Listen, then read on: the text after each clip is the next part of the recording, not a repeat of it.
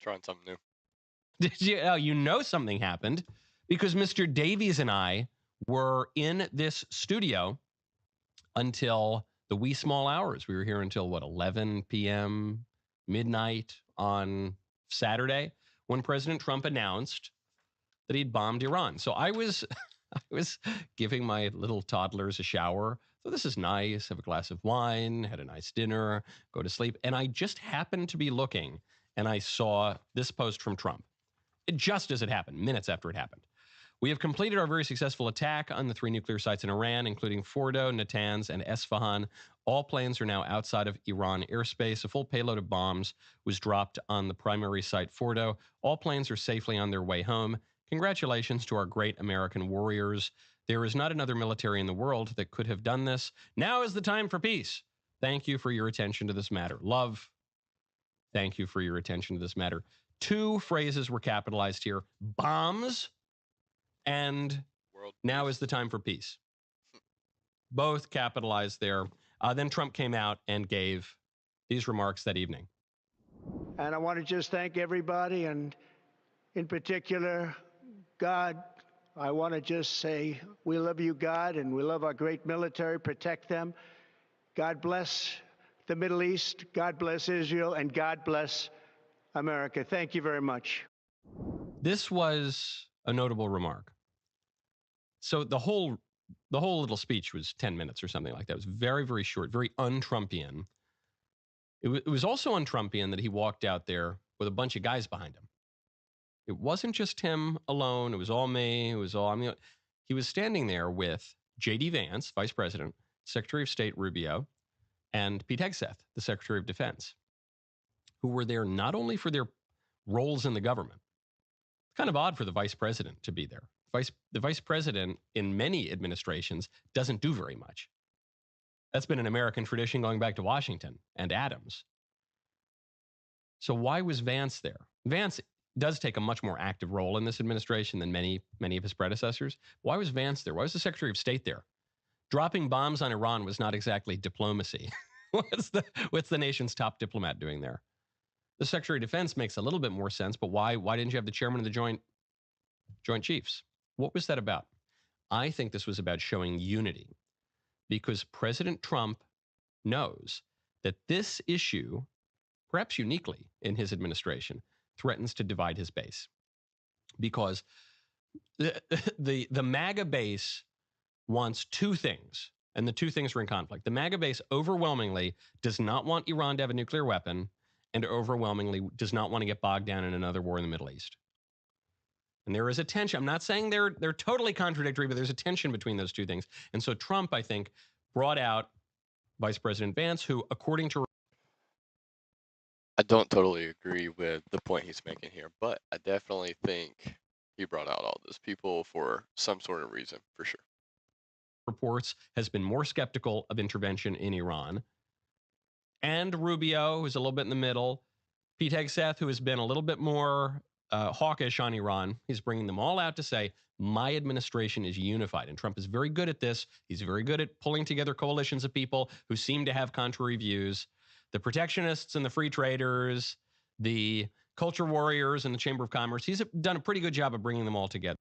It's a serious issue that is way deeper than the surface, and you can tell in President Trump's voice that he, not uncertain, but that was a tough decision. I mean, very tough.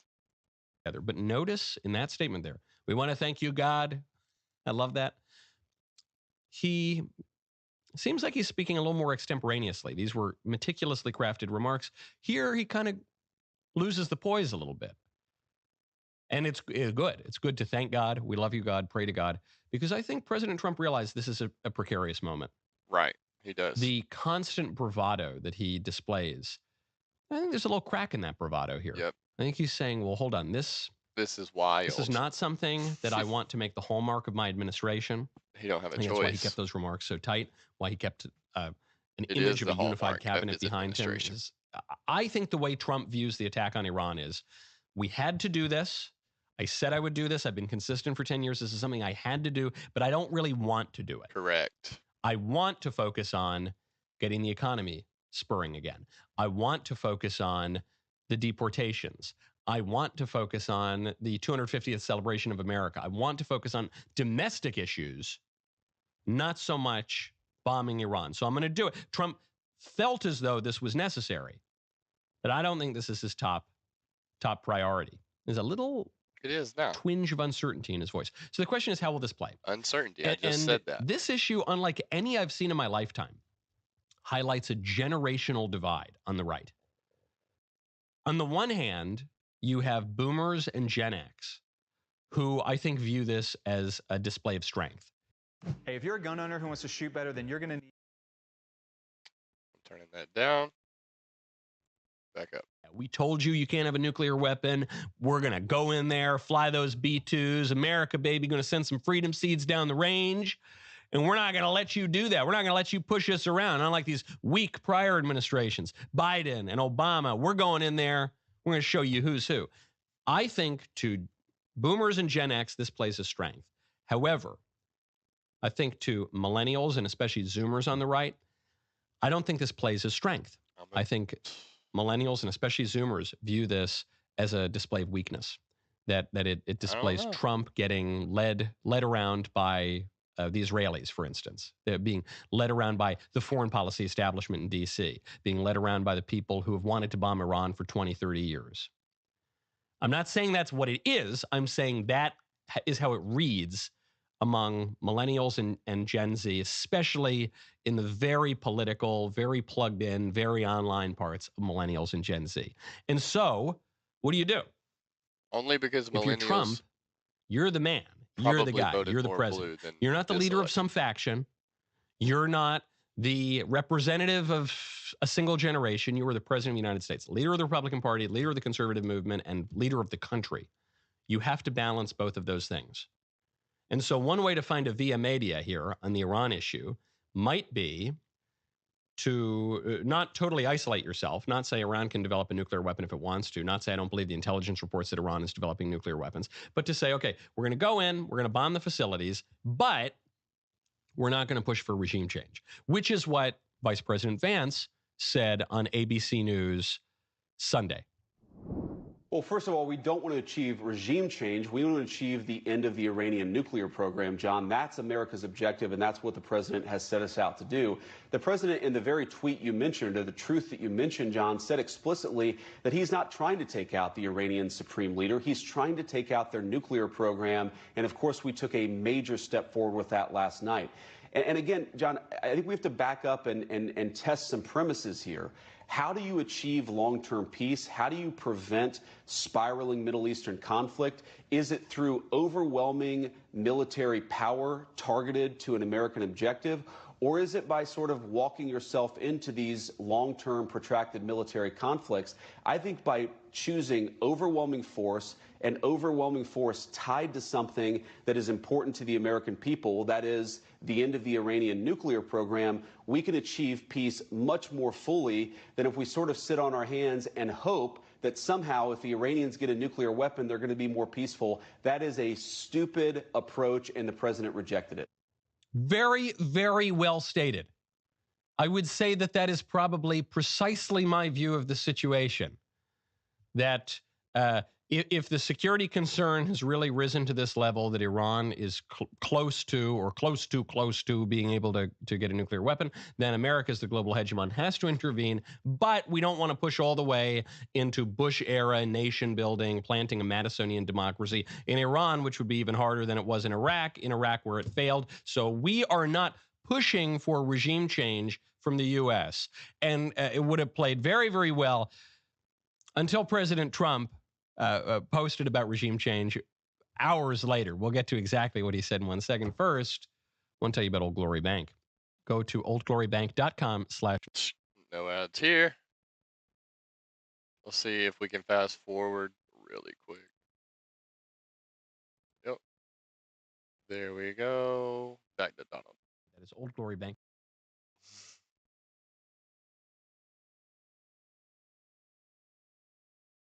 So JD Vance comes out and says, look, we had overwhelming military force. We intervened. This is not getting broiled down in a war. This is instead just a strike to achieve a tactical end, and now we're done. No regime change. And then President Trump posts, it's not politically correct to use the term regime change, but if the current Iranian regime is unable to make America great again, why would there not be regime change? 3 question marks. MEGA! 3 exclamation points. Make Iran great again, I take it. MEGA. So, Apex Pro is Man. the world's fastest. Maybe it's called MIGA. are the president and the vice president contradicting each other here? I don't think necessarily. I think perhaps what you're seeing is Trump leaving a carrot. I think what you're seeing and what you've been seeing from the beginning on Iran, going back to the 60-day period when Trump, I think quite sincerely wanted to come to a nuclear deal. The Iranian regime didn't want to play ball. They called Trump's bluff, and then unfortunately Trump wasn't bluffing, unfortunately for them. I think what Trump is doing here is leaving the Iranian regime a carrot. So J.D. Vance comes out and says, quite rightly, regime change in Iran is not our top priority. If we can achieve our strategic ends without regime change, we're happy to do it. Because it's going to bog us down. It could derail our agenda, is the implication. Trump comes out and he says, look, you're not supposed to say regime change. Why shouldn't we? If this regime can't make Iran great again, maybe we need a new regime. Now, I think what he's leaving open as a possibility here is the Ayatollah could make Iran great again. But you got to play ball with the United States. I think Trump knows he's made deal making enough of his identity for the last 50 years that he knows that in order to achieve a deal, you don't only use the stick, you use the carrot. You have to give people not only a threat, but an incentive. If you go along with what I want to do, we're going to reward you. The only incentive left that Trump has to offer the Iranians is that he won't destroy their regime. So the threat obviously is maybe we will destroy your regime. But we've already got the economic sanctions. We've already dropped the bunker busters. We've already maybe we've destroyed your nuclear program. It's actually a little unclear. But hey, here's one incentive. If you play ball, we might let you stay in power. But don't call my bluff again. Don't call my bluff again. Because I'm crazy enough to take you out of power too. I think that's what's going on here.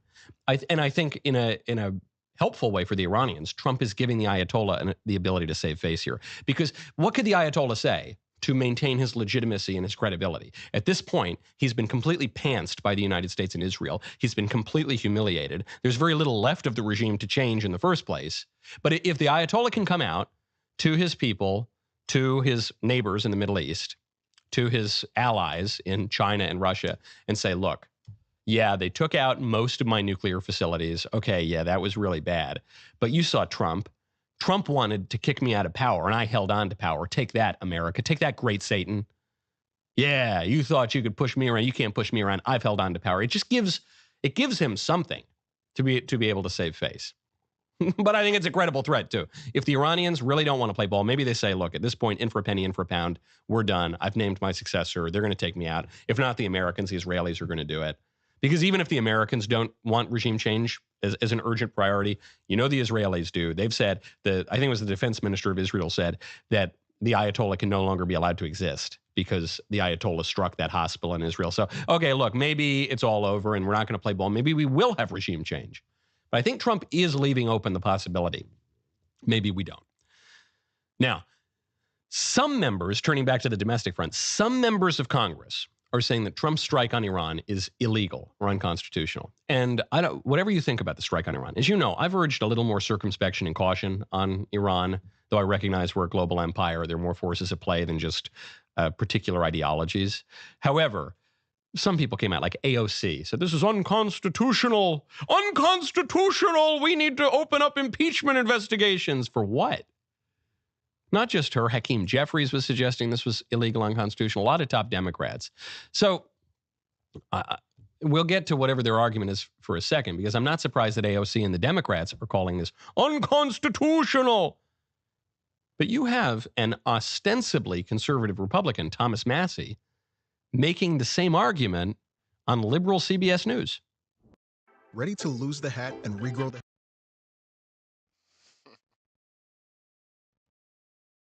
The Speaker of the House, who is from your own party, has really rejected this. He says the Article 1 power of Congress really allows for the president to do this. It was a limited, necessary, targeted strike, he says. Well, he's probably referring to the War Powers Act of 1973, but that's been misinterpreted.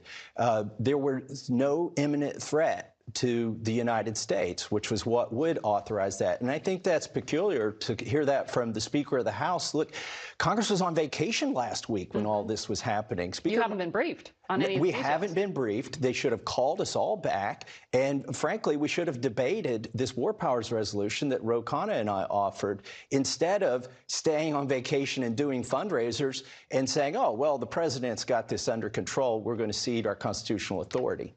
Okay, look, I don't have anything particularly against Thomas Massie. I know they're in this fight now, Trump and Massie. Massie is a libertarian, so I have lots of philosophical and ideological differences with him. I think libertarianism is kind of silly. I'm a conservative, so we have a difference of opinion on certain matters of first principle. But what he just said here, I've often thought he's an intelligent guy. He's a principled guy, even if some of his principles are wrong. What he just said is ridiculous. That is like AOC level ridiculous. He says, well, this is such a libertarian argument. Sorry to our libertarian friends. I know there are many wonderful libertarians who listen to the show, but this is like the worst of libertarianism. This is the utopian, ahistorical libertarianism. He says, well, the reason Trump thinks that he had the right to these strikes is because of the War Powers Resolution from the 1970s. The War Powers Resolution, which says that the president can deploy troops and can wield the U.S. military for 60 days, and it's really 90 days because you get a 30-day withdrawal period. But that's actually been misinterpreted. He doesn't really have that right. It's been misinterpreted. Now, notice why he has to say misinterpreted. The reason is presidents of both parties have done what Donald Trump did on Saturday night. Since the War Powers Resolution was passed, I think every single president, maybe with the exception of Carter. What a great example that was. What a great presidency that was, Jimmy Carter. Basically every single president since the War Powers Resolution was passed has done at least what Trump did and usually more egregious examples of what Trump did.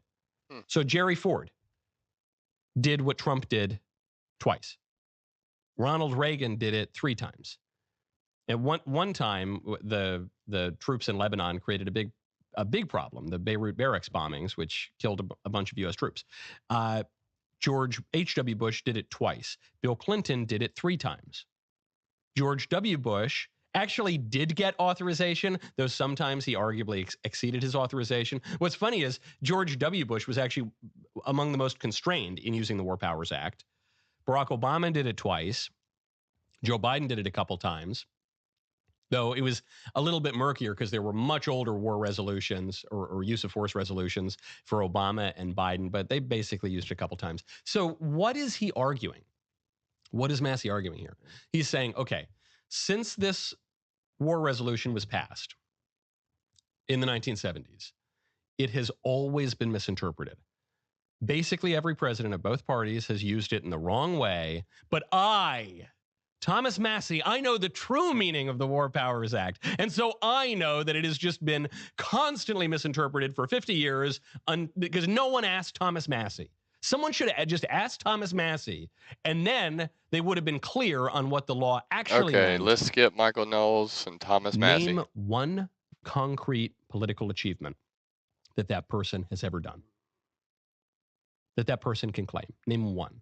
I'm talking not, he changed the culture. He changed. No.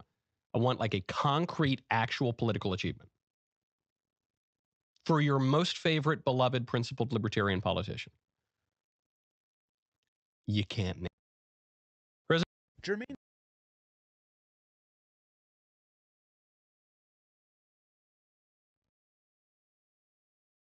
Thomas Massie. It's a lot. I'll try to read it quickly. Congressman Thomas Massie of Kentucky is not MAGA, even though he likes to say he is. Actually, MAGA doesn't want him, doesn't know him, and doesn't respect him. He is a negative force who almost always votes no matter how good something may be. He's a simple-minded grandstander who thinks it's good politics for Iran to have a nuclear weapon, the highest level nuclear weapon, while at the same time yelling death to America at every chance they get. Iran has killed and maimed thousands of Americans and even took over the American embassy in Tehran under the Carter administration. We had a spectacular military success yesterday, taking the bomb right out of their hands, and they would use it if they could. But as usual, and despite all of the praise and accolades received, this lightweight congressman is against what was so brilliantly achieved last night in Iran. Massie is weak, ineffective, and votes no on virtually everything put before him. Parentheses, Rand Paul Jr. He's going after Rand, too. Rand is catching strays during the attack on Thomas Massie. There he repeats the same thing, votes no on everything, no matter how good something may be. So you're getting this sense. I just love Trump's prose, where it's like stream of consciousness. He is disrespectful to our great military and all that they stand for. Now he's really ratcheting up the rhetoric here. He's disrespectful to our military, all they stand for, not even acknowledging their brilliance and bravery in yesterday's attack, which was a total and complete win. Massie should drop his fake act and start putting America first, but he doesn't know how to get there. He doesn't have a clue. He'll undoubtedly vote against the great, big, beautiful bill, even though the non-passage means a 68% tax increase for everybody, and many things far worse than that. Okay, so here you're getting the sense, hold on, Trump's just barrage against Massie and Massie's attacks on Trump, it might not just be about this Iran thing. It might be about a little bit more than those bunker busters on Saturday. He goes on. He goes on. MAGA should drop this pathetic loser, Tom Massie, like the plague.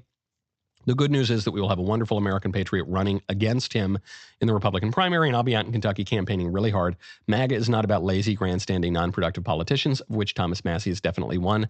Thank you to our incredible military for the amazing job they did last night. It was really special. Make America great again. Okay. Now, I know there are a lot of people love Thomas Massie. Sheesh. A lot of people are really upset with Trump. At least, not a lot, but a lot of people, at least online, are really upset with Trump over the Iran bombings. So that's why Trump is coming out really hard against Massie. My point, regardless of what you think about the Trump-Massie feud, is you should not be surprised by the Trump-Massie feud. This has been going on for a long time. Thomas Massie was not a Trump guy. In 2016, Thomas Massie, being a libertarian, endorsed Rand Paul for president. And when he was asked what he thought about the state of the Republican primary, this is after Paul got out, I think, he said, well, he's really pessimistic. And he kind of grudgingly voted for the Republican ticket, but he didn't want to. He was really anti-Trump in 2016. Then, around January 6th, the worst day in the history of this or any republic, Thomas Massie and 5 other Republicans in the House wrote a letter opposing President Trump's efforts to clarify what went on in that election. And it was somewhat balanced, but they were going against Trump around January 6th. January 6th. And then in the 2024 primary, Thomas Massie was one of the first guys to come out and endorse Ron DeSantis and campaign for Ron DeSantis. So that's the backstory here. There's a whole backstory to this that goes on much further than the maybe further than the Iranian nuclear program, at least further than this episode in the Iranian nuclear program. So someone asked, they're like, why do libertarians play so well? Does the internet, why do podcasters love libertarians? And the reason is libertarians always play really well on the internet. The problem for libertarians is they play well basically nowhere else. That's why I remember, it was 10, 15 years ago. There were all these think pieces. The libertarian moment. Is this the libertarian moment? No, there will never be a libertarian moment. If you think, this is tough love, but you tune in to hear the truth, okay? You don't tune in to be flattered or coddled. There will never be a libertarian moment. It will never happen.